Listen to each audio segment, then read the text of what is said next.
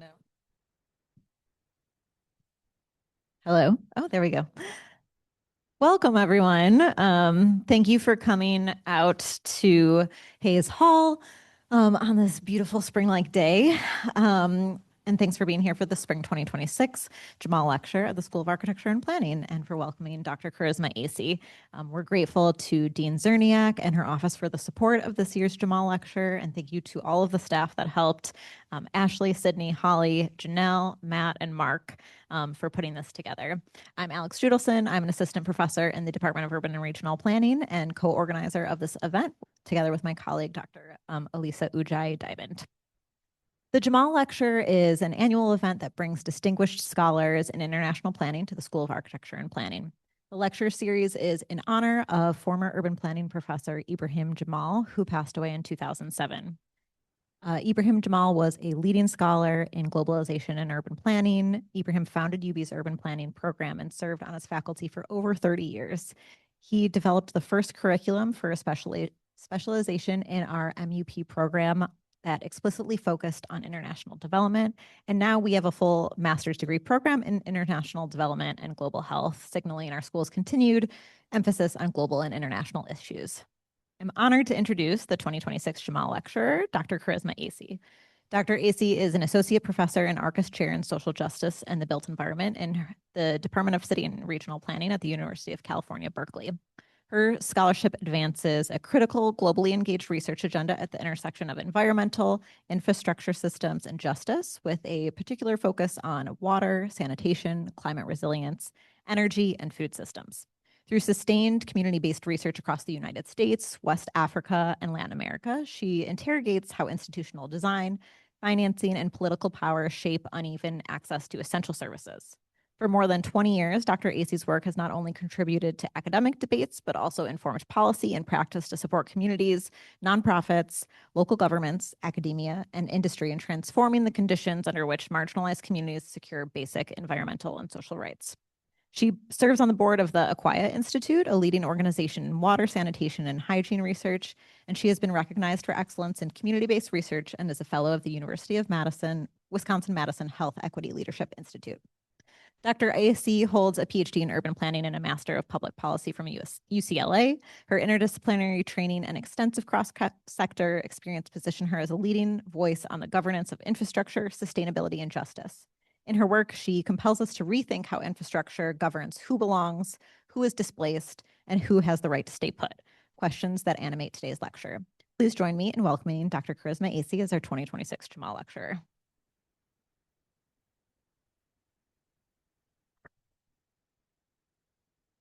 Thank you so much. Sorry. Thank you so much, Alex, for that very kind introduction.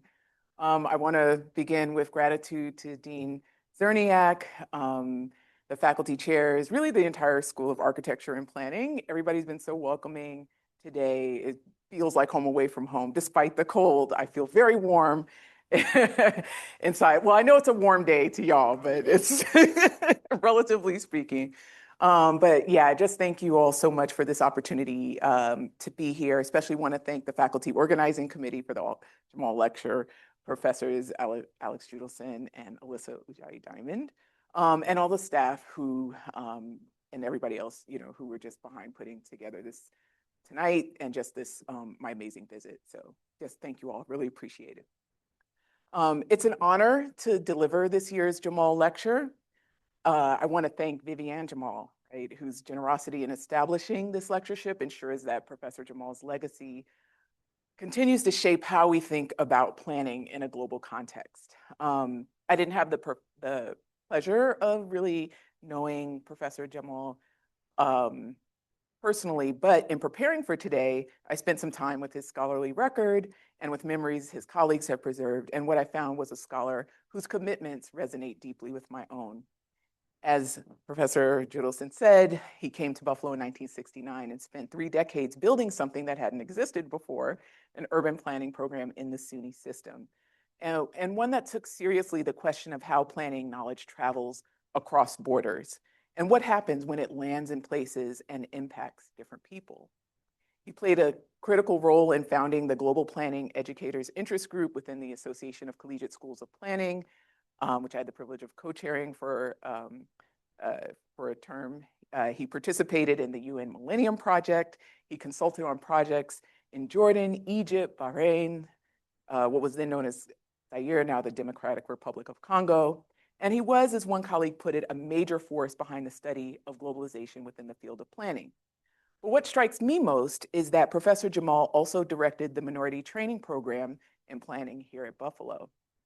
He understood that questions raised by planning in Lagos or Cairo or Amman were not so different than questions raised by planning in Buffalo or Detroit or Newark. Questions such as who gets to stay, who is displaced, whose knowledge counts, whose future is being built, and at whose expense. So in the spirit of Professor Jammal's commitment to international planning and to training the next generation of scholars who look like people from the communities most historically harmed and affected by planning decisions, today I want to move between two metropolitan regions on opposite sides of the Atlantic, Lagos, Nigeria, and the San Francisco Bay Area. Both are coastal, both face compounding pressures of climate change, toxic exposure, and displacement. Both have been shaped by centuries of racial capitalism. And in both, communities facing erasure have built their own infrastructures of survival, governance, and care. The question I want to pose today is one I hope Professor Jammal would have appreciated. What makes belonging durable in cities under pressure?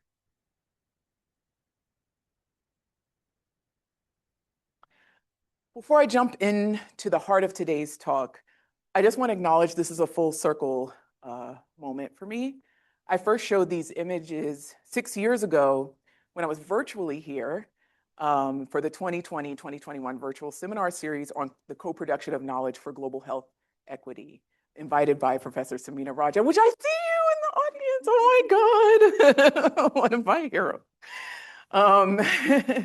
And so presenting with my colleague and community partner in Good Trouble, Margareta Lynn, in preparing for that talk, we both decided to share our personal pain and connection to racialized histories in the US. She as a Chinese American, myself as an African American, which I had never done in an academic setting before. But it was liberating. And since then, I continue to do that because it's important that we talk about our positionality with each other and especially with our students. So in that spirit, I want to share a few touch points on how I came to the question about what makes belonging durable in cities under pressure. I was born in Newark, New Jersey, in public housing. My single parent mom moved us to Los Angeles when I was 2 years old, drove cross country. My grandmother had passed and she just had to get out. I grew up as one of two Black students in a predominantly white elementary school. And in third grade, my teacher, Mrs. Buchanan, gave me a book, African Mythology by Jeffrey Ponder. I still have it. I passed it to my eldest son. And that gift planted something. These are just images of public housing.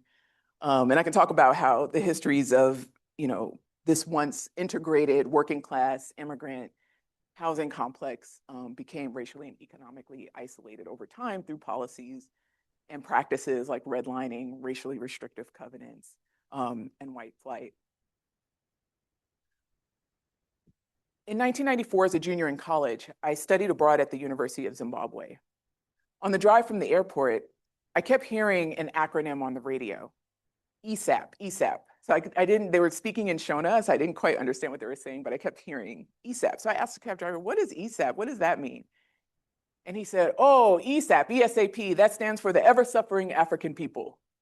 And I was like, whoa. And, I'm 19 years old. I'm like excited about being in Africa for the first time. And I was like, what does that mean? What he was actually saying, ESAP, that was what it was known as on the street. It actually stood for the Economic Structural Adjustment Program, right? That the Bretton Woods, World Bank, and IMF institutions had imposed on Zimbabwe as conditions for getting loans that the people never agreed to. The people were furious about ESAP, and the program had never been put up to a vote. That same year, I traveled to South Africa for Nelson Mandela's inauguration. The trains to Pretoria were free that day and packed with people stomping, singing, and the car the cars were literally swaying on the tracks with South Africa's iconic four-part harmony. The sense of democratic awakening was physical. I felt it in my body.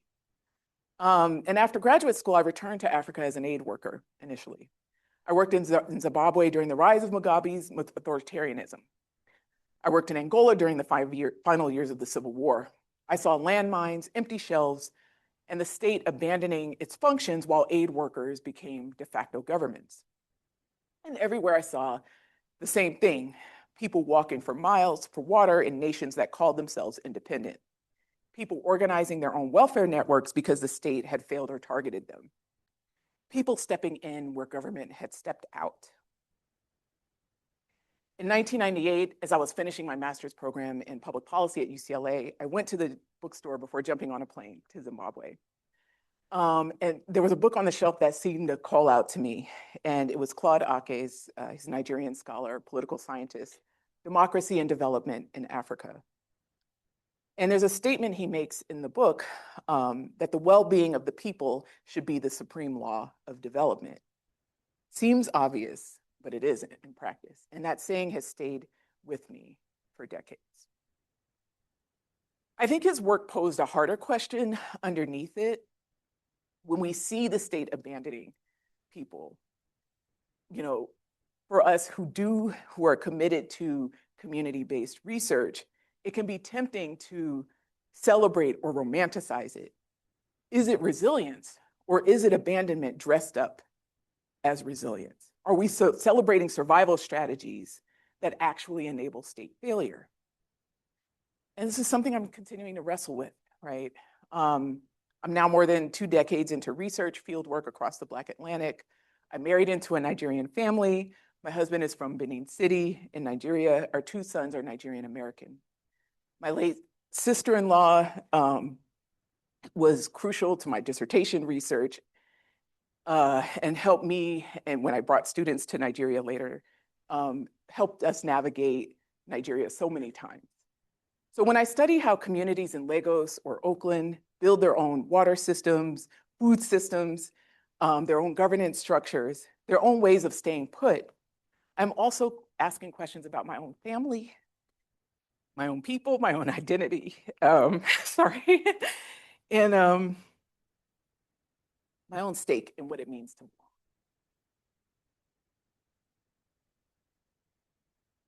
All right, so this is a Toro Gabame. This is March 2017. At that time, it was a waterfront fishing community in Lagos, home to approximately 30,000 residents. Many were Egun fisherfolk with multi-generational ties to this coastline. You can see the boats in the upper right, the small houses built on stilts, and the reclaimed land, and the just intense density of a settlement that had existed for decades. This is the same location 3 years later. This was, and I found this satellite imagery, both of them after coming back from taking my students in 2019. What happened is on April 9, 2017, local authorities forcibly displaced thousands of residents in an illegal eviction. Nearly 5,000 homes were destroyed. The evictions continued despite court rulings that deemed them unconstitutional. There was no resettlement plan. Activists called it a land grab, and the state promised demolition of all shanties. Today, this part of the waterfront facing the lagoon that once sustained a fishing community has been filled in and subdivided for luxury development. And this isn't an isolated incident. 2 months ago, security forces moved into Makoko. You may have heard of. It's one of the largest informal settlements in Africa. It's an amazing city where people have literally built houses over the water. And it's one of the oldest waterfront communities in Lagos, about 200 years of continuous human settlement. Some people call it a floating slum, but it's an ingenious self-built city on stilts that sits over Lagos Lagoon. Tear gas that day killed newborns and elderly residents. Families slept in canoes under bridges. And this happened despite years of community engagement with the state and despite court rulings in the community's favor. And then just last month, The Guardian Nigeria reported that investors have begun a 55-hectare mixed-use development on the Makoko waterfront called the FBT Coral Estate Project. The community has obtained an injunction, but the pattern is clear. You know, what the courts grant, capital attempts to erase. I mean, I could fill this lecture with stories of erasure. There was, going back to 1990, demolition of Morocco, which I will talk about it a little bit. The 2012 forced evictions in Makoko and ongoing demolitions in Badia East. The pattern stretches to colonial era slum clearance. But today I'm not primarily focused on the state and capital attempts at erasure, although I'll talk about it. I want to talk more and put more emphasis on what people build in the face of those attempts. So in doing so, I want to introduce a concept that I'm playing around with. And that's why I'm, partly excited to have been invited to give this talk today, to be in conversation with you all. This idea of extractive utopias, and I want to distinguish it from related terms, whether it's environmental injustice, which describes the distribution of burdens or lack of distribution of environmental goods, and the decision-making process that goes into the inequitable distribution of harms and who gets environmental benefits. Other familiar terms you've probably heard of are like climate gentrification, climate apartheid, that talk about market mechanisms like green investments and how they can raise property values and displace residents, or differentiated protection when we're talking about climate apartheid, securing enclaves for the affluent and pushing everyone else to expose peripheries. I'm trying to coin this phrase to capture something that may be more fundamental. Visions of progress whose value derives from exclusion. The clean, green, secure city is not a promise that fails to reach marginalized communities. It is a vision where worth is produced through their removal. So I'm building here on critical legal studies scholar Cheryl Harris's work on whiteness as property, the insight that the property value of whiteness comes from the right to exclude, as well as status value. The political theorist Iris Marion Young and her idea of the 5 faces of oppression. She talks about exploitation, marginalization, powerlessness, cultural imperialism, and violence. So the seawall around Echo Atlantic, which I'm going to talk about, this exclusive enclave that's being rebuilt on the Atlantic Ocean off the coastline of Lagos. The gated perimeter, the blight designation that precedes demolition, like the residents of Ototo Gabame experienced. She gives us a framework for thinking about how oppression operates through these different mechanisms. So if we're talking about exploitation, it operates through land, labor, ecological services, and even cultural heritage are transferred from marginalized communities to capital. Marginalization, where communities are rendered disposable, peripheral, or outside the vision of the future city. Powerlessness, which I found in my research on water in Lagos. Structural silence, when you buy water from a vendor or through a landlord, when there's no one to complain to. The mechanisms of democratic accountability don't apply. Cultural imperialism, the dominant narrative that delegitimizes presence and claim, labeling places as informal or blighted or criminal or shanties. Those words do work, right? They make erasure legible as improvement. And then violence, direct violence, like evictions, police, tear gas, live ammunition, and indirect violence, like the slow violence of abandonment that produces the crisis that capital later arrives to solve, as well as infrastructural violence. So in what we see in Lagos as an example of an extractive utopia, you see this pattern where during the colonial period, you had the Lagos Executive Development Board fighting bubonic, in the name of fighting bubonic plague begins to designate areas as blight in order to enact slum clearance. This takes on accelerated steam just in the eve before independence. Amid calls for nationalism, you had the 1955 colonial slum clearance scheme where they demolished so many neighborhoods all across the city. But then the pattern continued after independence. In 1990, Morocco was demolished under the military government, 300 displaced to build one of the most affluent parts of the metropolitan region today, Lekki, phase one. Then in 2017, I've talked about the Toto Gabame evictions, and then this year, 2026, the Makoko demolitions ongoing. The community has been attacked multiple times. And then we fast forward to contemporary Lagos. So I've been mentioning Echo Atlantic. You may have heard of it. It is a 10 square kilometer development being constructed on land reclaimed from the Atlantic Ocean, just adjacent to Victoria Island. It is protected by an 8.5 kilometer seawall designed to house 250,000 people, but it's all supposed to be luxury development, no affordable housing set aside. ExxonMobil was one of the first buyers. And this is what you see on the right is the rendering of what the project would look like when it's finished. But about a dozen skyscrapers have been built so far, and the project is ongoing incrementally. The thing is what it's triggering all across the waterfront, just the presence of this project and the physical environmental harm that it has caused, and the social harm. So Echo Atlantic was built on the former site of Bar Beach, which was an iconic public beach that once served all Lagosians. Now that beach is gone, the public space is gone, and what remains is an emerging private city within a city accessible only to those who can afford it. Meanwhile, construction activities have been linked to accelerated erosion and flooding in adjacent low-income communities. The seawall that protects Echo Atlantic redirects wave energy to unprotected coastlines. So the sustainable city, as it's won a Clinton Global Initiative Award for being a sustainable city, produces unsustainable conditions for everyone around it.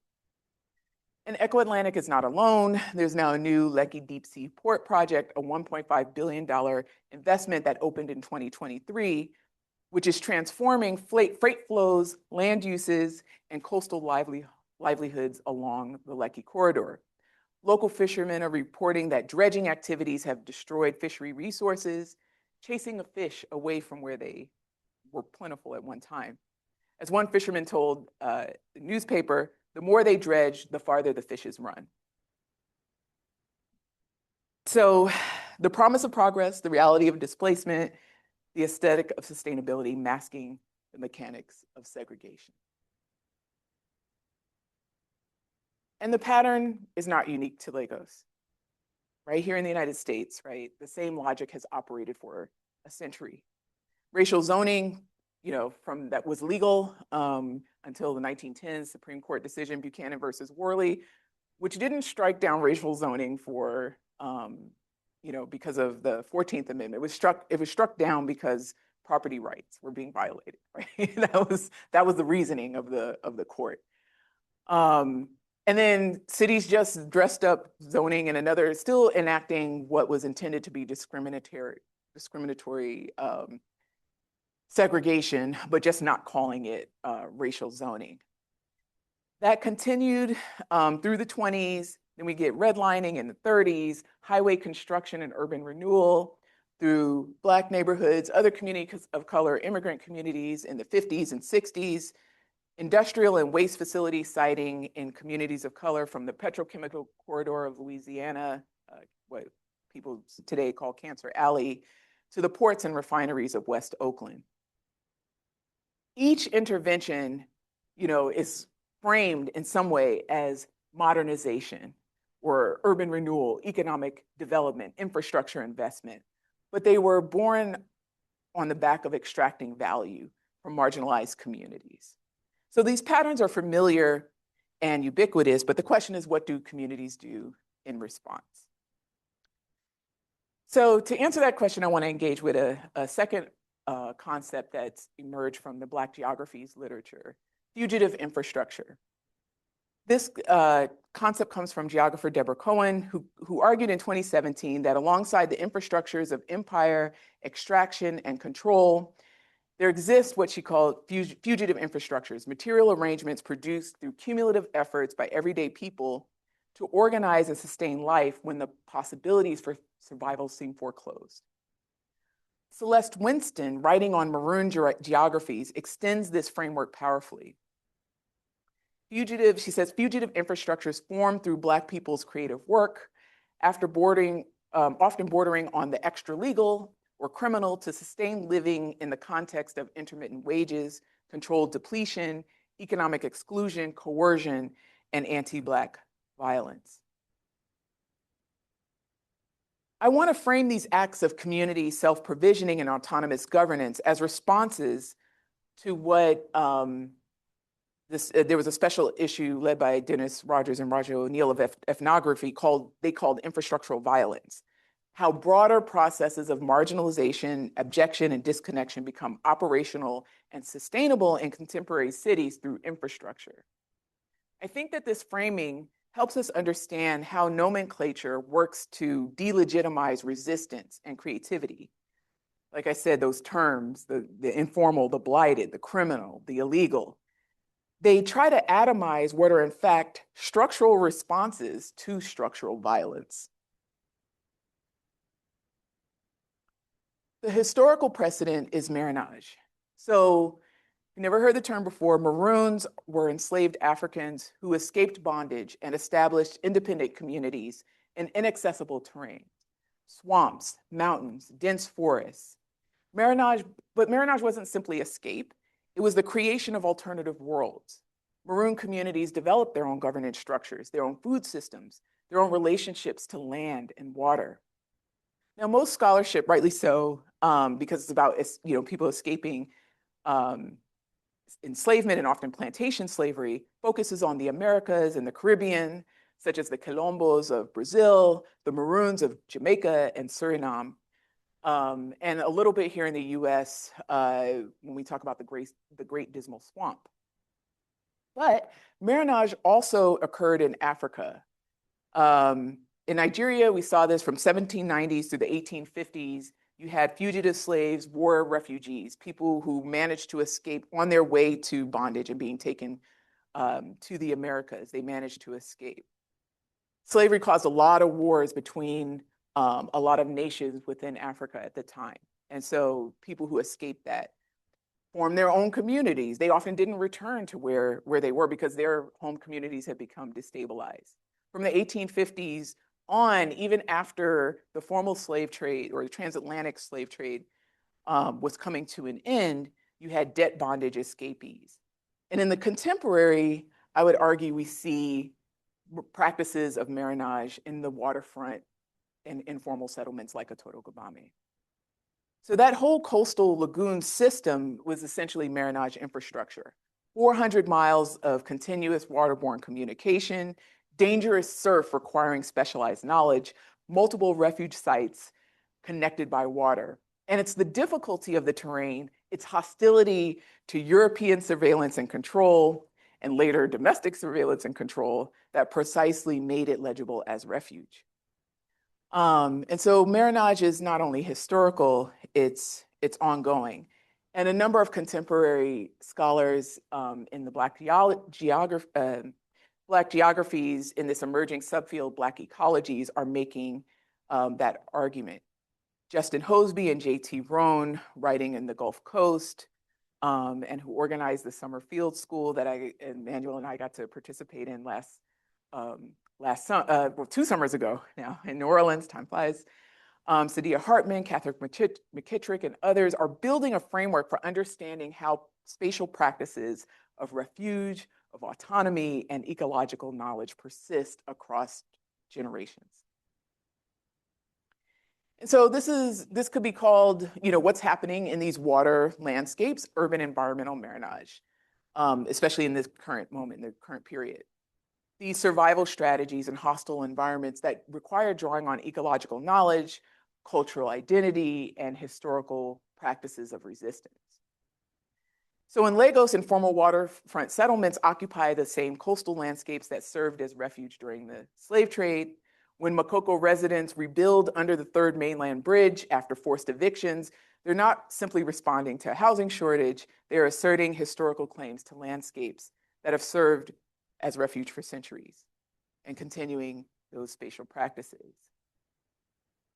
And they rely on a form of expertise. And the families who know which parts of the lagoon are navigable in which season, who know how to build structures that flex with tidal fluctuations, who can manage mangrove ecosystems for food and fuel, they are building fugitive infrastructures. And so how do we understand this kind of infrastructure in terms of resilience? I don't think we can answer that question in the abstract. We have to look at specific cases, struggles, and outcomes. So for my dissertation research back in 2007, 2008, I conducted a survey of nearly 800 households across in 2 states, working with a team of folks comprised of students and community-based organizations who helped me do the enumeration in Lagos and Edo State, examining how people access water in contexts where formal pipe supply reaches only a fraction of the population. What I found contradicted much of what policy literature assumes. Most people think of informal water provision as a problem to be solved. I came to it that way initially. You know, vendors charge high prices, more than what the state, what a public water supply would charge. Quality is unregulated. The goal should be extending formal networks and eliminating informality. But the data actually told a different story.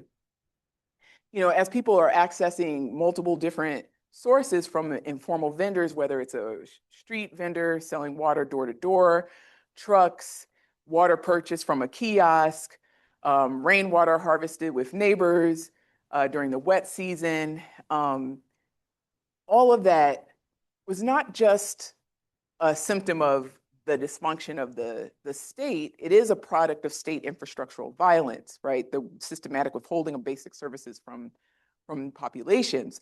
But what their ability to get water from all of these different sources were part of necessary adaptation, right? It's the hybrid system that requires knowledge, relationships, and constant negotiation, although it comes with a cost. A finding that surprised me most is that there was more structural silence from state-provided water sources than informal provision. People didn't feel like they had a voice or the ability to complain with the public water supply, which was often intermittent, often not running, and forcing people to turn to these alternative sources because there was no accountability. Where there's more accountability with the informal systems, with the relationships they had with vendors and folks on the street selling water. So that's why thinking started to change. This is just one quote from a resident in Acadia, a woman I spoke with, you know, talking about how she had to get water through her landlord. You know, there's no bill, I cannot complain. If I complain, to who? Nothing will be done.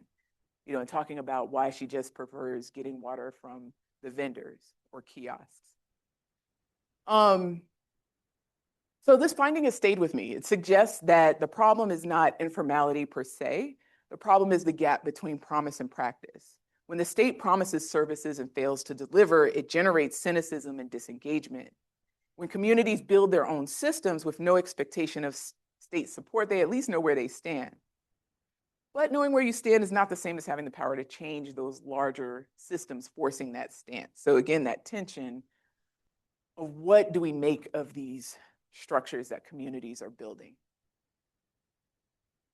So I want to talk about, in talking about these infrastructures of belonging that communities, you know, what communities build in response. Because we're talking about Nigeria, I have to start with Fela Kuti, Afrobeat pioneer, political activist. But what many don't know is that in 1969, Fela traveled to the US and met Sandra Isidore, a Black Panther member, at an NAACP event at Los Angeles. And she introduced him to Malcolm X, Angela Davis, Black Power literature, and transformed him. His music was quite different before his trip to the US and after. Transformed him from just an entertainer to a revolutionary artist. and who gave birth to Afrobeat. And the radicalization traveled back across the Atlantic. What Black Americans learned from African independence movements, Fela also brought home as political music that would challenge Nigerian military rule. So I love to start with him. One of my favorite songs, I study Water is Water No Get Enemy. I put the YouTube link if y'all share the slides so that y'all can hear this amazing music. And art and activism are so interconnected in this story. So this is a performance piece by an artist that my students and I met in 2019, Wara Natasha Ogunji. Will I still carry water when I'm a dead woman? In this performance, Ogunji and 6 women dragged gold-painted water jerry cans through Lagos streets, wearing costumes that evoke the Egungun masquerade, a sacred tradition that women are actually prohibited from performing, and in which the masked dancer cannot be touched, and the dancer, the Egungun, can go anywhere. So by claiming that protected space while performing invisible women's labor, she asks, how much is enough? When do people have an opportunity to rest, to reflect, and envision another way of being? And then we see the activism of residents of waterfront settlements themselves. When the government controls the narrative and mainstream media echo claims of security threats and environmental concerns, communities have turned to guerrilla activism and social media to document what is actually happening. In real time, during the April 2017 eviction, residents of Otoro Gabame shared videos of bulldozers, houses set ablaze, and the bodies of neighbors who drowned after being chased into the lagoon by police gunfire. The hashtag Save the Waterfronts became a documentation archive and a rallying cry across dozens of threatened communities in the state. This image here that I took is a picture of protests in one of the swankiest hotels in Lagos, the Echo Hotel and Suites, which is right next to Echo Atlantic. And they were ingenious. They got an ally on the inside to let them put it up in this space where all the elites come to gather. Since their story wasn't getting out, they were going to force the upper echelon of Lagos society to hear their demands. So this is where organizations on the ground and residents come into the picture. So I want to mention Justice and Empowerment Initiatives and the Nigerian Slums Informal Settlement Federation, who we met with while we were in Nigeria in 2019. JEI is a nonprofit with offices in Lagos and Port Harcourt that supports communities facing eviction. Their lead lawyer, Megan Chapman, has committed, she was American, went to Nigeria, saw what was happening, and just never left. She committed to staying until illegal evictions come to an end. And the Nigerian Slum Settlements Federation is part of the larger international solidarity movement called Slum Shack Dwellers International.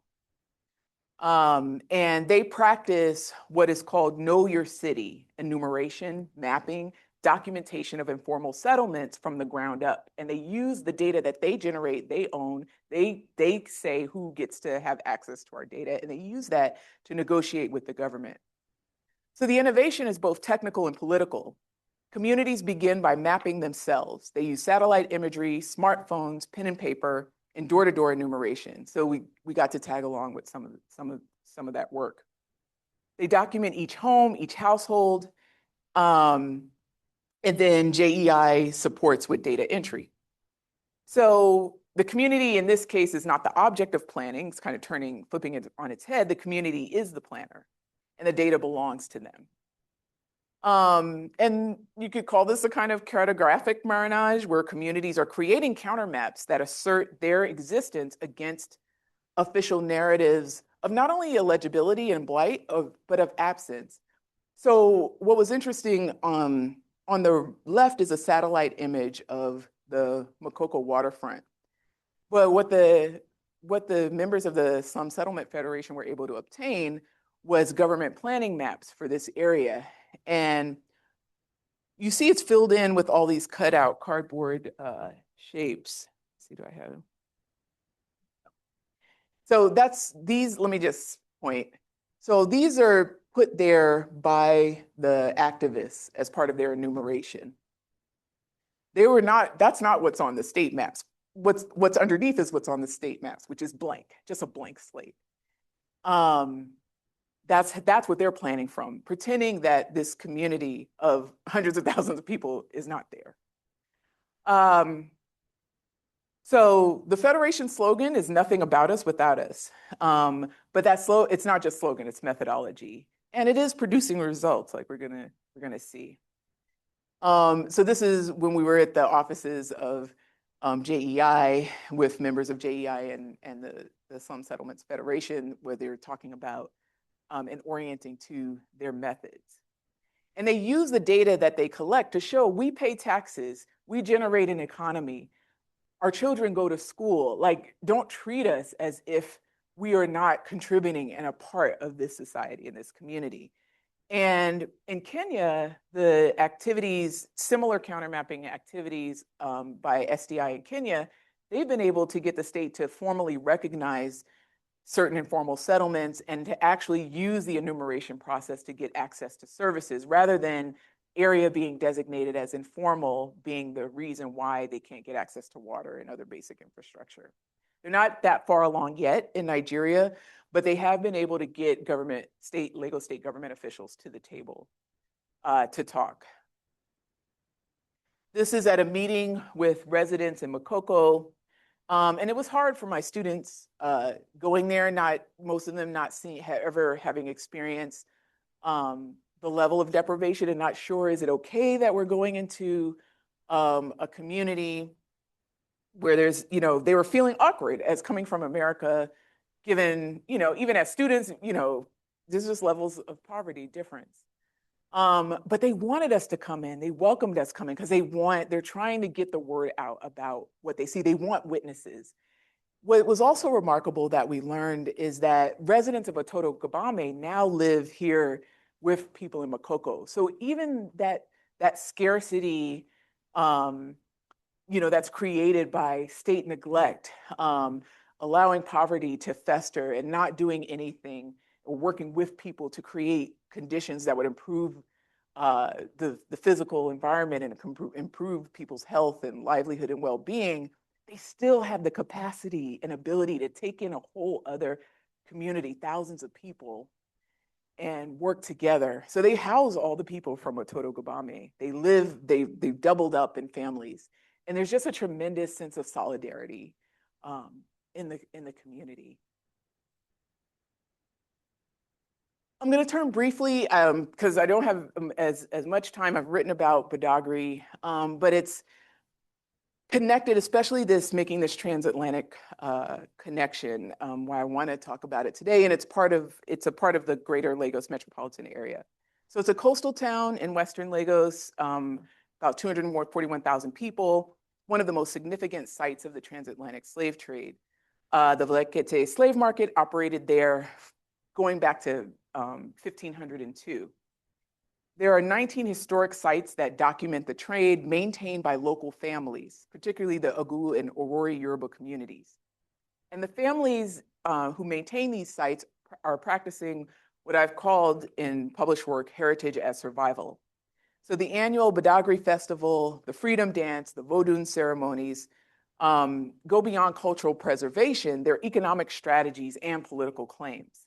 Tourism generates income, heritage generates visibility, visibility generates some measure of protection against displacement. But Badagry is also under threat. Flooding is a constant problem. There was flooding there in 2010 that killed a child and displaced 3,000 residents. 2 years later, flooding happened that was even worse. In news articles, residents were telling journalists, it's as if government has abandoned us here to die. And the state's response basically has been to capitalize on this homegrown tourism. So people come from, it's not as well known as other parts of West Africa as slave heritage sites, although there is a diaspora community that comes every year to do a festival in Badagry, but it's not as well known. Most of their tourism is actually from people coming from other parts of Nigeria. So this homegrown tourist economy, they're proposing to a marina redevelopment plan that echoes the eco-gentrification taking place elsewhere in Lagos. And they've already started to move in. They've created a Lagos State Badagry Heritage Museum. You have state workers who are taking business away from the local tour operators, and they run their state tours. So there's often competition between the indigenous residents who have always led tours and who actually hold the relics of the slave trade and have preserved them for all these centuries, competing with the state now. And they call this project Destination Badagry, focused on ecotourism and all of it is framing heritage as an asset to be developed, not as a community to be supported. And the families who have maintained this site for generations are not opposed to tourism, but they're asking who controls the narrative, who captures the value, and who decides what heritage means and how it's presented. And so those are similar questions that arise in waterfront communities in other parts of the state. And that same tension between community autonomy and state appropriation, and that same struggle over the right to stay put. These are just images of some of the, what's interesting about Badagry is there isn't, because of the Lagos coastline, there isn't, ships couldn't come directly all the way to shore. And so enslaved Africans were held in prisons in what were called barracoons.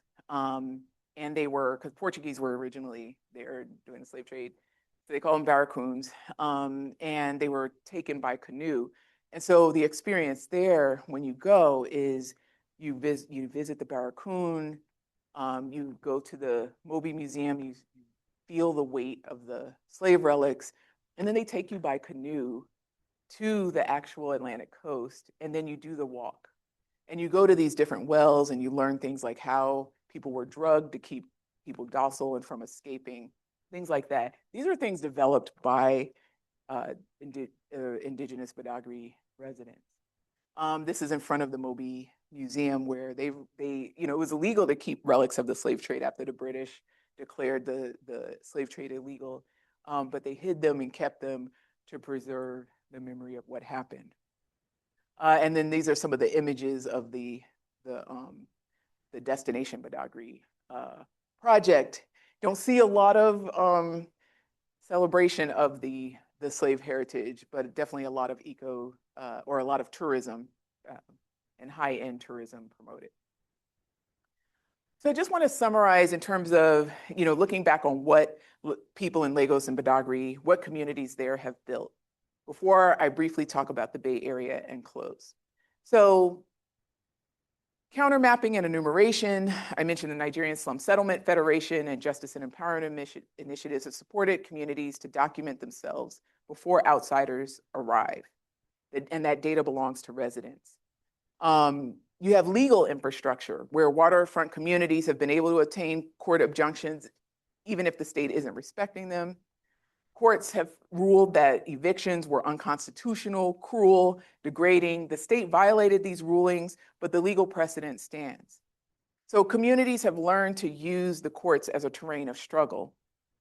And JEI actually, working with Nigerian Slum Settlements Federation, actually trains community paralegals to know their rights and negotiate when police come in and harass members of informal settlements. You have federation organizing, where dozens of waterfront communities across Lagos join forces under that hashtag Save the Waterfronts. When Ototo Gabami was attacked, federation members from Port Harcourt actually traveled overnight to Lagos to join. So that's solidarity infrastructure. Media and documentation, as I mentioned, residents documenting what was happening real time on social media. Physical rebuilding. After the November 2016 eviction, 5,000 Ototo Gabami residents, they didn't initially scatter. They rebuilt on that same spot. They set up subsidized building material depots. They organized makeshift schools so children could continue their education. And they held on for 6 months until the final assault in April. Since then, as I mentioned, Makoko residents, another informal settlement and waterfront community, have taken them in. And then heritage governance in Badagry, where Ogu and Orori Yoruba families are maintaining 19 historic sites attached to the slave trade and have created a local economy. So let me cross the Atlantic briefly before we close. I want to talk about this work in the field of environmental justice. The work I've been doing with Ms. Margaret Gordon, who's the co-founder of the West Oakland Environmental Indicators Project, sits squarely within that world of EJ, which emerged from grassroots struggle in the United States against illegal dumping and hazardous facility siting in Black, Hispanic, Latinx, Indigenous communities. The 1991 Principles of Environmental Justice, articulated at the first National People of Color Environmental Leadership Summit, articulated the right to safe, healthy, sustainable environments secured through community self-determination, democratic participation, fair distribution of burdens and benefits, and repair for past harms. It wasn't just NIMBY for the poor or NIMBY for particular people. They were fighting for toxic elimination. They were fighting for addressing the structural roots of environmental injustice. They made the analysis that connected it all the way back to slavery, to genocide, and to colonialism. Other scholars like David Pello have extended the EJ framework by emphasizing intersectionality, how race intersects with class, gender, age, immigration status, and disability to make some groups uniquely vulnerable. Critical EJ also insists on the principle of indispensability, the claim that no people, community, or non-human nature are disposable or sacrificable. So West Oakland sits at the intersection of multiple toxic exposures. The Port of Oakland, one of the busiest ports in the country and on the West Coast, definitely is immediately next to it. Freight rail lines run through residential neighborhoods. Diesel trucks pass, thousands of diesel trucks every day pass within feet of homes, school, and playground. And you can measure that health burden in terms of life expectancy. So in West Oakland, if you just happen to be born near the port, you can expect to have 7 years shorter life expectancy than residents just a few miles away in the Oakland Hills. There's a 10-to-1 disparity in asthma hospitalization rates for Black children versus white children. 1 in 5 children in the neighborhood has asthma. There are no hospitals in West Oakland. There's one clinic that is housed in a bungalow. So in 1999, Miss Margaret Gordon, who is a legend in the Bay Area and is known in the EJ community, founded the West Oakland Environmental Indicators Project with Brian Beveridge, a fellow resident. Everybody calls her Miss Margaret, and she has been fighting for environmental justice for over 3 decades. And she was volunteering at Prescott Elementary School when she noticed 2 boxes in the nurse's office filled with inhalers, each one labeled with a child's name, and started asking questions. Why do so many children here have asthma? What is in the air that they're breathing? Who's responsible? And so, those initial questions led to decades of organizing. WOP developed a methodology of toxic tour, of leading people through their communities. So that starting and ending at the local BART station, which is our local rail, and 10 stops that take you along the Cypress Freeway or the former Cypress Freeway site, which is now Mandela Parkway, after the 1989 Loma Prieta earthquake, a concrete plant, a metal recycler, City Slicker Farms, the 16th Street Station, where Pullman porters organized the first Black union in America, the Port Observation Tower, a metal shredder. The tour takes 2 hours, and you walk the neighborhood, you breathe the air, you see the trucks passing within arm's reach of homes. And you see community assets like urban farms located between pollution sources. And it helps you to understand in your body what cumulative burden means. I've seen it firsthand. We helped Ms. Margaret organize to bring staff from California Air Resources Board, people who regulate air quality in a state, most of whom have never stepped into an environmental justice community, to go on a toxic tour of West Oakland, where they after they appreciated it, because they're like, we never get to actually see the communities that might benefit from the work that we do. Ms. Margaret has taken students, regulators, policymakers, researchers, anybody who wants to know on the tour, similar to the way the residents of Ototogobami and Makoko invited us in. Because the embodied knowledge of walking through a community can't be replaced by just reading about it or seeing the data.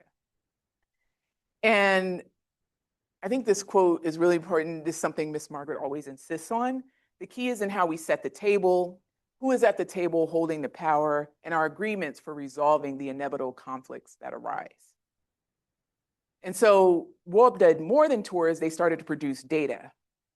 They saw that all the air monitors in Oakland that are really designed, that are managed by CARB and the regional air districts, are about controlling regional air quality. They're multiple stories high. They're not designed to measure the quality of air when you open your door. And so slowly over time, as she started to get answers to questions, she reached out, Pacific Institute, UC Berkeley, Institute of Urban and Regional Development, started to collaborate on a data collection project. They call it Neighborhood Knowledge for Change. For 5 years, residents every day, at least three residents would walk with portable air monitors, measuring the quality of the air at street level. And from this activity, they documented what the regulatory system ignored, right? The variation in pollution levels block to block. And then in 2014, WOA partnered with Aclima and Google Street View to do a comprehensive air quality mapping. And they found that pollution levels varied by a factor of 5 to 8 within a single neighborhood. And so that single stationary monitor maintained by the air district didn't capture any of this kind of variation. Then they linked that data to Kaiser Permanente health records for 41,000 patients and found elderly residents in the highest nitrogen dioxide exposure areas had 40% greater cardiovascular risk. So it was community-produced knowledge. The data came from the community, just like Nigerian Slum Settlements Federation, enumerating their own community. Here, residents were enumerating their air pollution burden block to block. And the questions they asked came from them. Their partnerships were initiated and controlled by the community. The knowledge wasn't extracted, it was co-produced. And in talking with Ms. Margaret about it, she said, simply, we want community to have the same data that researchers have and that policymakers have. So it wasn't just a data collection exercise. So we go from data to governance. In 2017, California passes Assembly Bill 617, the Community Air Protection Program, in no small part to the work of WOAP in West Oakland. In fact, WOAP was the first community to get one of the grants to create a community emissions reduction plan. And Ms. Margaret talks about how all the work that they had been doing before that was uncompensated. She herself didn't even get paid for any work until she retired and drew Social Security. The first money for EJ work coming into the community came after AB 617. WOAP had been preparing years for that moment. And when AB 617 arrived, they didn't just ask for a seat at the table, they demanded to set the table. So what came out of it is called, the first SERP in California is called the West Oakland Community Action Plan. And they developed a process called co-governance based on a model of collaborative problem solving where you establish a memorandum of understanding between community and state agencies, laying out roles, responsibilities, what happens when there's those inevitable conflicts. And many have replicated that since, that use of partnership agreements or MOUs in these kind of community co-governance partnerships. They selected members of the community steering committee, they hired the facilitator, and spent 2 months negotiating their agreement with the air district. What came out of this? You can see 89 strategies for emission reduction, almost $6 million in funds secured directly and leveraging 35 million more, and a 31% reduction in diesel particulate matter through things like rerouting trucks, instead of going, designating which streets trucks can go on and which they can't, but also working with truck companies as well as the port to identify solutions. So I mentioned in class earlier, one of the things that came out of just talking with community residents and truck drivers sat down, there's no bathrooms at the port. And so when truckers have to use the bathroom, they have to take their 18-wheeler into these residential streets to find a place to use the bathroom. So just by providing services and catering to the humanity, of one group of workers, you can address an environmental problem. Now they're realistic about all of this. Brian Beveridge, who is the co-founder and co-director of WOOP, is clear-eyed about the limitations. He said, we knew we were going into the process, we were creating an unenforceable plan that was up to public agencies around the table to own, prioritize, implement, fund, and enforce. And that's why their approach, the collaborative problem-solving model, and having that MOU is so important. All right, we're almost there. So I just want to make a distinction because we often use, just like when we talk about community based research or community engaged research, a lot of times, just as in academia, we use terms that actually mean different things as if they're synonyms. Same thing happens in practice. We use these terms, community engagement. It's different than co-governance, in terms of who has power to make decisions. In 2020, City of Oakland launched its update to its general plan, first time in decades. And the plan is the document that shapes development across the city. As part of this, though, for the first time, they did contract with a coalition of nonprofit local organizations who call themselves deeply rooted partners, 11 different multiracial organizations that included WOOP, to lead the community engagement, especially in the flats, like areas like near the port in West Oakland or near the airport in East Oakland. And the coalition managed to reach 9,000 residents through events that the community was already celebrating, like Dia de los Muertos or the Lunar New Year, and the Malcolm X Jazz Festival.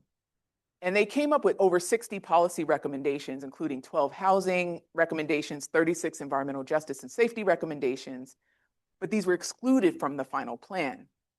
And then the city paused the coalition's work for budget reconciliation. So the difference between West Oakland's AB 617 process and the general plan engagement is the difference between governance and engagement. In the first, the community-led structural power, control over committee formation, member selection, facilitation, and co-created the solutions. In the second, the community provided input that the city was free to accept or reject. The language is similar, but the outcomes were different. And so when we talk about community participation, it's important to be specific in terms of what are people participating in, on whose terms, and what authority do they have to shape outcomes. So these are just some questions that we can ask, right, to distinguish co-governance from engagement dressed up in progressive language. Who controls the process? Who sets the agenda, selects the members, hires the facilitator, defines the scope? Who owns the data? Does community produced knowledge stay with the community, or is it extracted for state or private use, or gain, or other kinds of gain? Who resolves disputes when the community and the state disagree? What mechanisms exist for resolution? Who has the final word? Who captures the value when investment flows into a community? Do longtime residents get to share in the gains, or are they displaced by them, right? But I think there's not exhaustive, but they help us start to distinguish between processes that transfer power and processes that perform participation. So I want to return now to the question I posed at the beginning. What makes belonging durable in cities under pressure? I've described two metropolitan regions, two sets of struggles, two approaches to building infrastructure and governance from below. In both Lagos and the Bay Area, communities facing displacement, toxic exposure, and state neglect have developed their own systems of provision and governance. They have built some of those fugitive infrastructures of water systems, mapping projects, monitoring networks, air quality data, and they've practiced a kind of calibrated visibility, making themselves legible to the state when it serves their interests and being invisible when it doesn't. But Claude Ake, asks us, are we celebrating survival strategies that enable state failure? When communities step up where the state has stepped out, does that relieve pressure on the state to perform its basic work? So there's actually an article from Food Systems Research by Leslie Hoey and Allison Sponselier on community food movements that I think offers a useful frame for thinking about this. They write about prefigurative politics, the practice of modeling justice and equity in present day initiatives and creating alternatives to market-centered systems. But they argue that those efforts face the challenge of potential isolation when disconnected from broader systems of power. And so to avoid this, prefigurative approaches must be coupled with strategies aimed at structural change, policy reform versus oppositional advocacy. And so that transformative potential lies in connecting that local change with broader structural reform, which I think the West Oakland case have started to get at. And I think that helps us navigate the tension in Acey's question on whether community-built systems remain outside the state or whether they force transformation of state institutions. We need both. So this is a rendering by Olakunle Ufus, a Nigerian-born Brooklyn-based artist. It is part of a body of his work called Shanty Megastructures. Ufus juxtaposes sites of privileged real estate in Lagos with colossal vertical settlements representing marginal communities. The dispossessed are given prominence and visibility. Ufus describes it as a, quote, conversation about how slums are frequently viewed as unsightly eyesores to be bulldozed, leaving their inhabitants completely displaced. But it's also a provocation. What if the future city were imagined from below rather than above? What would it look like if the people who built the city with their labor, their ingenuity, their daily acts of survival were the ones to define its future? And so that has some implications for us as planning educators, teaching our students to recognize extractive utopias when we see them, how the language of sustainability, resilience, and green development can mask displacement as easily as it can prevent it. Taking seriously the knowledge that communities possess, the families who've navigated Lagos lagoon system for generations, who've managed mangrove ecosystems and adapted to seasonal flooding, who have built governance structures that function without state recognition. They're experts. Their expertise is not a substitute for other forms of technical knowledge, but technical knowledge isn't a substitute for their expertise. And third, distinguishing between engagement and governance.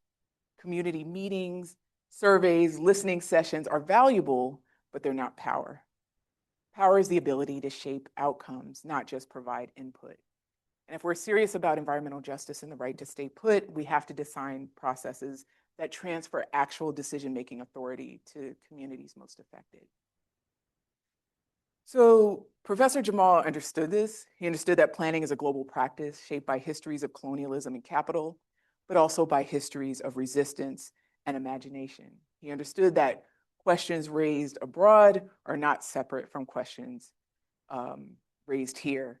And he understood that training planners who look like the communities that are affected by the decisions that planners make is vital. And so in the service of that, I dedicate my talk to him and his legacy. Thank you so much.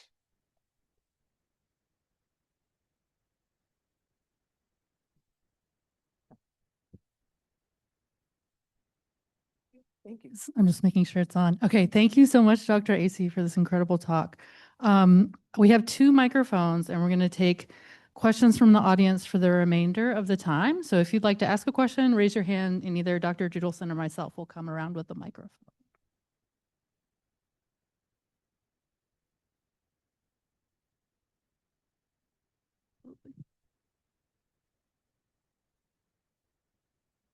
Sure. I'm Chris Hoadley. I'm a professor in the School of Education here. And wow, thanks. That was incredible. I was really struck by something you said about expertise.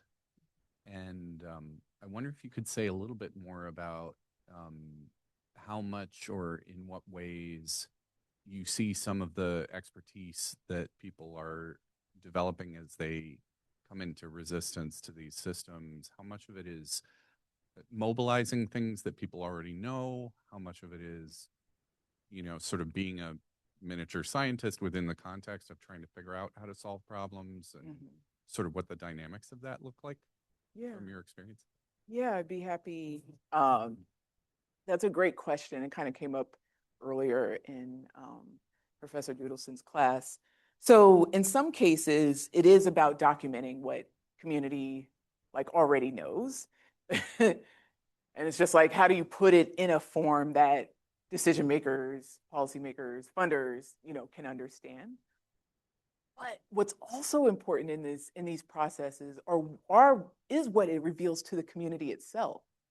So only a handful of people, for example, in West Oakland they knew that there was a problem. They knew it probably wasn't normal that like so many kids had asthma. They didn't know the extent of the problem.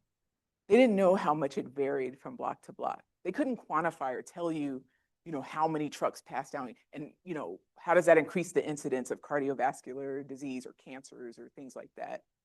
And so starting with the local knowledge, but then the idea of co-producing knowledge is so important because then once the community began to understand the extent of the problem and the disparities, that actually acted as a mobilizing force.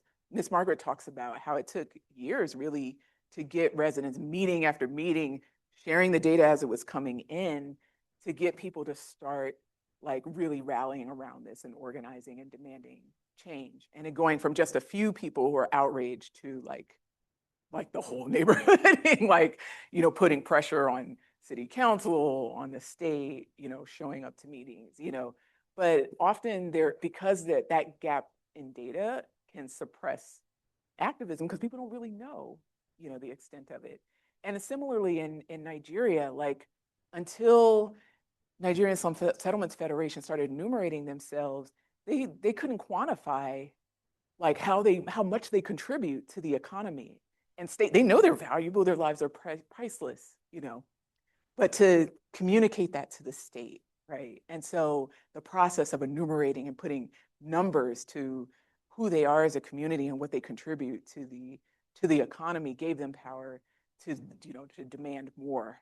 And so it is a little bit of not a little bit, it's a lot of I'm just saying it's in part what they already know, but in the process of doing this, more is revealed that then serves to further the agenda.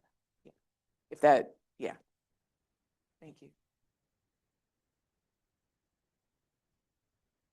Hey, Dr. Acey, I'm just going to keep saying hi to you all day long.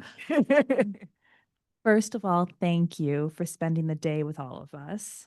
And thank you for sharing your urgency around why you do this work and what brings you to it.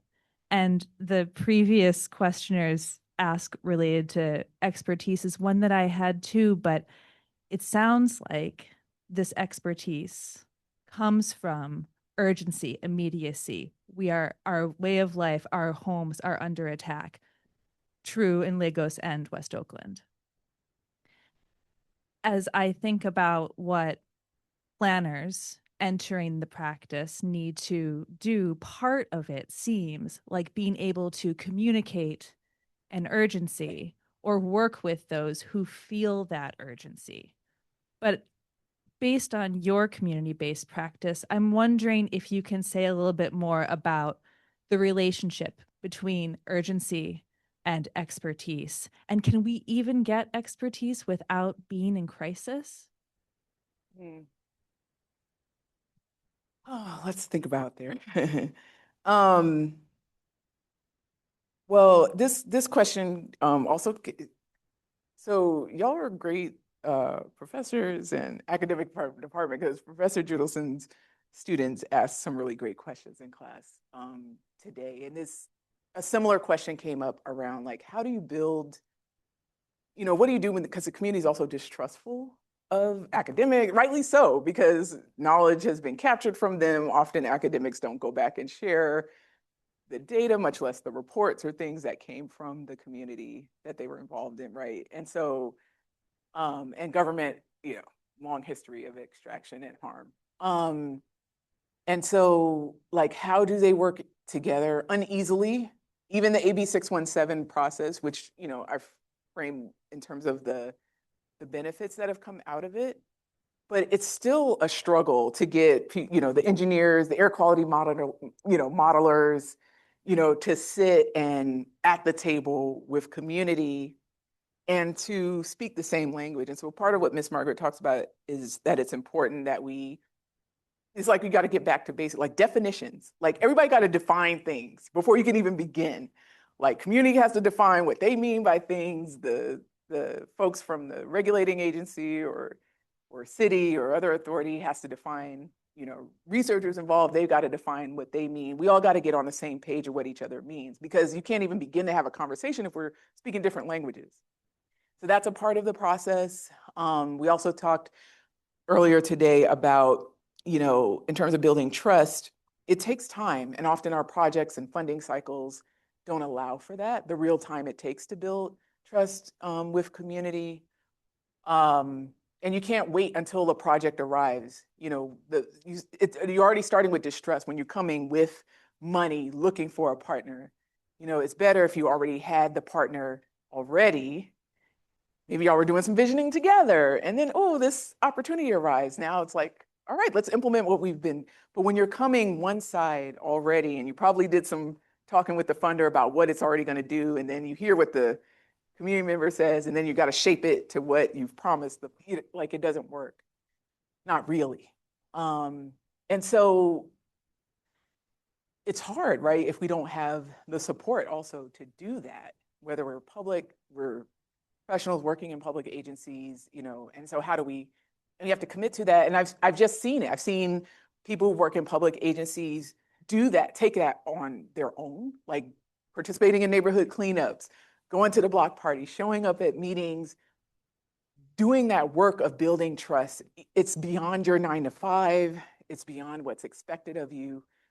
But it's often what it takes to be able to sit at the table. And then when you don't have that, you still have that endless round of the modelers want to assert, like, we have to do it this way, and this is what air quality monitoring and what you're saying doesn't really fit, and so we can't, you know, and you just, it just keeps going around. But the more you start to talk, then you start to see each other as people, which we all are, we're all people.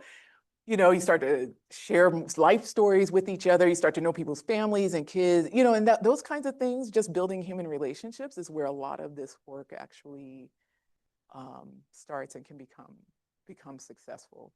So I don't know if I like really answered your question, but that's a piece at least, you know, of it. Yeah. Thanks for that.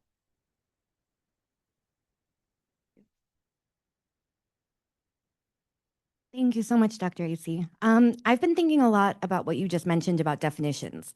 Yeah. And how it's really important to start with definitions in a lot of this work. And in thinking about the difference between co-governance and engagement strategies, I'm wondering how you've seen community defined within co-governance structures. And here I'm thinking a lot about the tension between kind of codification and nimbleness, of who gets to speak for community, who gets to represent community, and how do you put that in policy language in a way that allows for the flexibility that's necessary while still ensuring that those with the lived experiences are the ones speaking up on behalf of community, and that's not necessarily up for co-optation. Yeah. And it's also important to remember that community isn't a black box, right? And so there's different interests and groups and people within a given community. So on one hand, like if you look at principles of community-based participatory research, one of the principles is treating community as a legitimate unit of identity.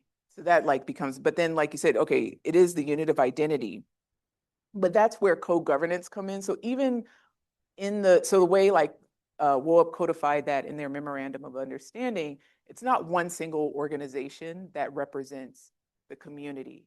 So it can be 2, it can be 3. And so their model, because they were the first community emissions reduction plan, became model for other SERPs that have been developed across the state. And now it's become formalized as a way. So there has to be multiple organizations representing, you know, different communities. So it's not just one voice.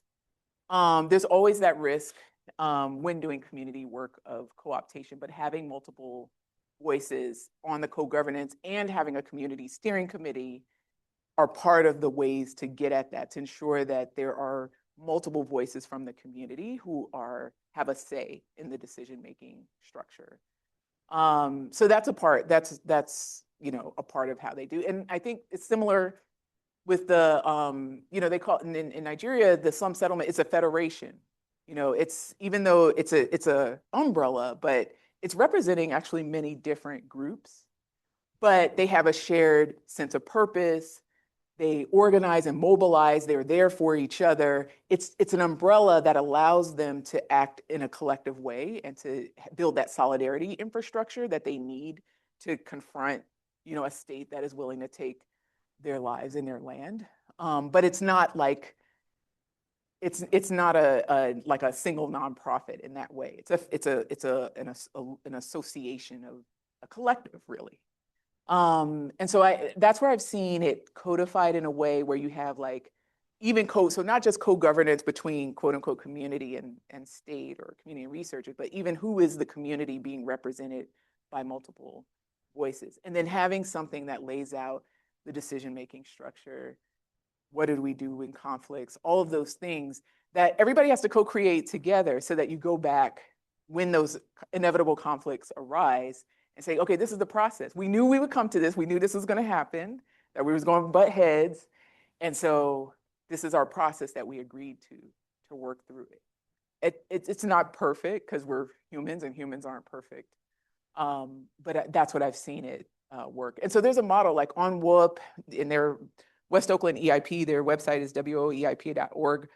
They're the model that they signed with CARB of their partnership agreement is there as a model that others, how they built this co-governance structure. I hope that, yeah, okay. Hi, I'm an MUP student, and you'll be seeing me in Professor Diamond's class tomorrow, actually. Oh, so. awesome. Looking forward. I just had a question about, I think a lot of, Michaela asked a good question about, the complexity of community. Mm-hmm. I think there's also, we talked about it a lot in terms of like a binary relationship between the state and community, but then there's also non-state actors that also interface with that. And so I don't know if there's any firsthand experience with that you've kind of seen from the cases you've looked at, but how do like multinational corporations or international kind of institutions factor into those kind of co-governance situations where like what influence do they have? Are they adversarial? Are they kind of changing the game? Or are they adding kind of another pole to that kind of dynamic overall? Definitely add another pole to the dynamic. In Lagos, I'm thinking about what brought me to Nigeria in the first place to do research, which was back in 2005, the state, just like overnight, a session of the state legislature decided to privatize the state's water utility. In Nigeria, water utilities are organized at the state level. And they turned it overnight into a private asset holding company because they were preparing for privatization. They've been in negotiation with the World Bank. And the World Bank at the time, its idea of what was the right thing to do was to take something like a utility out of the purview of the public sector. So instead of addressing corruption or governance, let's just remove it from the public sector because the private sector is going to do that job. Anyway, that's the whole thing. There's been research on it. My colleague Allison Post and poli-sci shown that turned out not to be such a great thing. It didn't necessarily improve services, but one of those things that community already knew.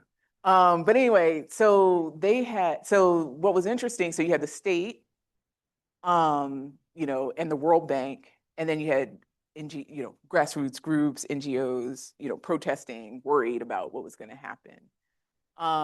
And so in that instance, every World Bank project has what's called a project monitoring unit. Usually it's just made up of the state and their experts. Because of demands from grassroots groups, they were showing me pictures. They were actually going to these meetings between the World Bank and the state government and sitting or standing in silent protest around these meetings, like they were trying to disrupt these meetings. So World Bank gave in and granted one of the NGOs a seat in this project monitoring unit as like a way to say they're doing, listening to the needs of the community. And so that was positive on one hand, because at least there's more of a seat at the table, but it also was challenging because it in some ways fractured coalition of nonprofits because people felt, because now, once you, but this is the beauty of collaborative problem solving, sitting at the table. Once you start hearing somebody else's argument, you start seeing their point of view. So then you have the grassroots group going back to the other NGOs telling, kind of explaining, this is why the state is doing this, and this is why the World Bank, and they're like, you're getting co-opted by the state, So, and then in later work, where I brought, since and brought students there, we were meeting different nonprofit groups, and my students observed, like, some of the nonprofits, like Environmental Rights Action, Nigeria, they just protest. They're like, and we invited them because we got a meeting, I think because we were coming from the US, there was pressure from the US Congressional Black Congress asking about water privatization in Lagos. This was more recent. The CEO of the Water Corporation brought all his staff and like agreed to meet with us and Pan-African Vision for the Environment, which is a nonprofit we were working with, and my students and community members that we brought with us. And we invited them to come with us. It's like, it's an opportunity. And they were like, no. And so we talked about that as, with my students, like they were trying to understand, like, here's an opportunity to talk directly, to not just criticize in the paper or to protest outside. Why not sit with them? But for Environmental Rights Action, they saw it as co-optation, to even be in the room with them. And so I talked about how it's important to have inside-outside strategy. Not everybody is going to be the one to sit at the table. You do need the people that wield the stick, that will run to the media, that will protest, that will hold their feet to the fire, because that's what makes them come to the table and will sit with the nonprofit that, are in grassroots groups and neighborhood organizations and residents that are willing to talk with them.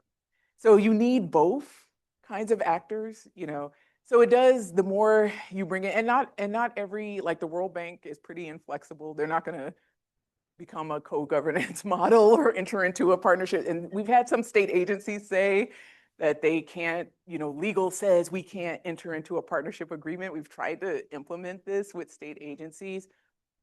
So, there are limits, in some ways, but you can still say, well, in principle, get them to agree to principles.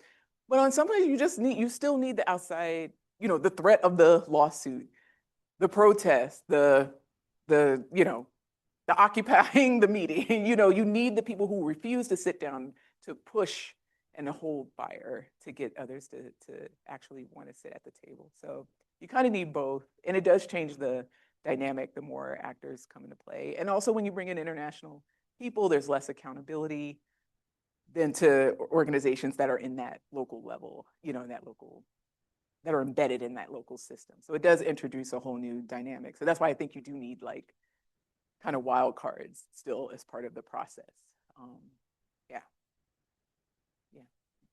I'm looking at the time and very sad that we're reaching kind of the end of our session here. So I'm just going to close us with a final question. Okay. But I'm going to start with something that Sid Clark brought into our climate justice class actually last semester. And I see a lot of the students here today, so I figure I'm connected. But it's a metaphor I keep coming back to that you brought into class about kind of wicked problems and planners and how we talk about, being interdisciplinary. And Sid we were talking about these problems and issues, and we were talking about climate as a kind of overarching framework that we were thinking through. And they brought in the metaphor of like the pickup sticks, and that like both the ways that people organize themselves, the disciplines, the ways we frame problems always feel like pickup sticks. And it's like, how do you figure out how to interact with the pile of sticks? And then how do you figure out how to frame the stick? Like, how do you articulate the stick you pick up that maybe isn't a stick until you pick it up? Like, how you kind of articulate problems or connections in ways that open new possibilities for what the future can look like. So I just wanted to bring that metaphor in because I think your work is so exceptional in the ways that it both is connective across space and time, but then also very, very precise and targeted about what concepts you pick up out of the many, many concepts that you could pick up to kind of articulate what it is that you're doing. So that just to say, that's like one of my favorite things about your work, and we're just so appreciative of you coming and sharing with us today. But last question is, I think you've mentioned offhand that this body of work is part of an ongoing project that will be in the world in a form that we can read at some point. Well, yeah, so in the some of future. this work is so I'm drawing on my past work, right? But excited because for the first time, working on a couple of book projects, but working on a book project because I want to put, those of us who are academics know the bane of writing journal articles. They're so narrow. You got to focus on one thing, one problem. And it's hard to put Lagos and West Oakland in conversation. Viewers, want to wrap their mind. And already it's a problem doing international work. When you write about an African city, they're like, how does this speak to, all of Africa or, all of the development, where we don't ask them that if you're doing a case study in the US, But anyway, yeah, let me not go on my pet peeves, but, so the larger project is to connect this past work and my ongoing relationships and work in West Africa and the Bay Area into this larger project to do the same kind of connecting work that we talked through today in a book project. So a couple years, yeah. And we'll look forward to that and all the things I'm sure will publish in the meantime. But thank you so much for joining us today. Thank you for this amazing lecture. Thank you all so much. Really appreciate it.